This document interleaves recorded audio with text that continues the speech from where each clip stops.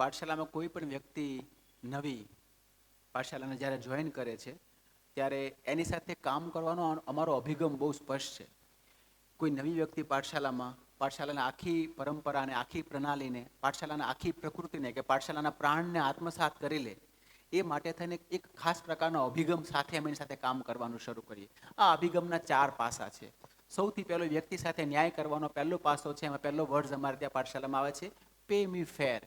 એને એક યોગ્ય વેતન મળવું જોઈએ.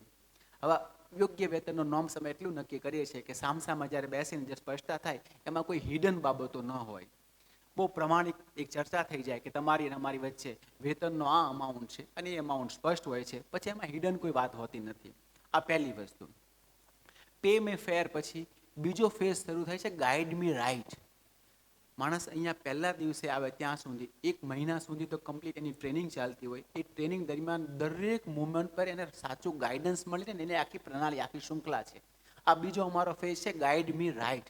ગાઈડન્સનું એક આખું સ્ટ્રક્ચર ચાલે છે. દરેક ફેઝ પર એની સાથે કામ કરવાવાળા માણસ, એ સેન્ટરમાં હેડ હોય કે આખા ઓર્ગેનાઇઝેશન લીડ કરતા હોય, આ બધાનું એક ગોઠવાયેલી પ્રણાલી છે ગાઈડન્સની. ગાઈડ મી રાઈટ આ બીજો ફેઝ છે. ત્રીજો એની સાથેનો જે અમારો અભિગમનો મુદ્દો છે એ છે ટ્રીટ મી વેલ. એની સાથે સાચું વર્તન થાય, સારું વર્તન થાય કે જેથી સેટ થવામાં કે પોતાને આ ઓર્ગેનાઇઝેશનમાં એને જે એડેપ્શન કરવાનું હોય એમાં એને સહકાર મળે. આ ત્રીજો મુદ્દો છે ટ્રીટ મી વેલ. અને ચોથો અને અંતિમ અમારો અભિગમ જે છે એનો મુદ્દો છે યુઝ મી વાઇઝ.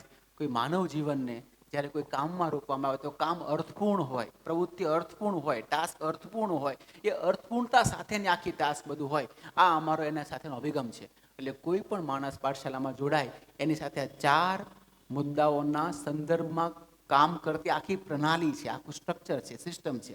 પહેલો મુદ્દો છે પે મી ફેર, બીજો મુદ્દો છે ગાઈડ મી રાઈટ, ત્રીજો મુદ્દો છે ટ્રીટ મી વેલ અને ચોથો મુદ્દો છે યુઝ મી વાઇઝ. આ 4 પ્રકારના અભિગમ સાથે એક નવા વ્યક્તિમાં પાઠશાલાની પ્રાણ, પ્રકૃતિ અને પ્રણાલીને ઉગાડવાની કોશિશ આ સંસ્થામાં થતી હોય છે.